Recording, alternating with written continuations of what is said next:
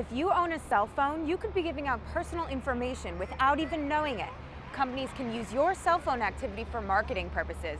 Based on your usage and location sensors, they can find out what you like to do or buy, and even where you like to hang out. Rupert Murdoch's newest venture, a news publication called The Daily, has critics in a frenzy, and it hasn't even come out yet.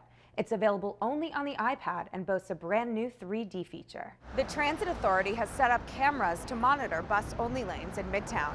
Motorists who use the lanes during restricted hours for anything other than dropping off passengers or making a right turn can be fined up to $150. A study out this week shows that those who work in the television industry may not need to worry about the internet cutting into their viewership. Sure, New York is famous for its pretzels and hot dogs, but keep an eye out for a new food truck featuring Native American cuisine. The National Museum of the American Indian will use traditional ingredients like bison, venison, and pumpkin to give visitors a new taste of the city's history.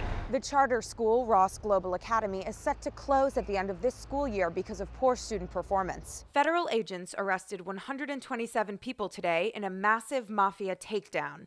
The suspected mobsters, rounded up across New England, New York, New Jersey, and even one in Italy, face various charges dating back as many as 30 years. From murder and narcotics trafficking to extortion, illegal gambling, arson, loan sharking, and labor racketeering. Attorney General Eric Holder says just like the famed mafia families of the past, senseless violence still drives these modern mobsters. 2 other murder victims allegedly were shot in a public bar because of a dispute over a spilled drink. The suspects face accusations including controlling unions and extorting construction companies. Despite the number of arrests, the FBI says today's successful bust does not necessarily mean the end of the mafia. Just as the retirement or resignation of a corporate CEO does not spell the end of the company, neither does the incarceration of a mob boss or other key executive mean the dissolution of their family. Some of the suspects will face trials here in federal court.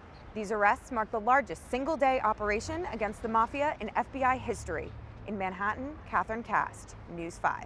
It's called the silent killer. Carbon monoxide, you won't smell it, you won't taste it, you won't even know it's there until it's almost too late. Carbon monoxide is the #1 cause of poisoning deaths in the U.S., killing approximately 450 Americans each year and poisoning over 20,000. Mother-to-be Christine Fritchen is a victim of carbon monoxide poisoning.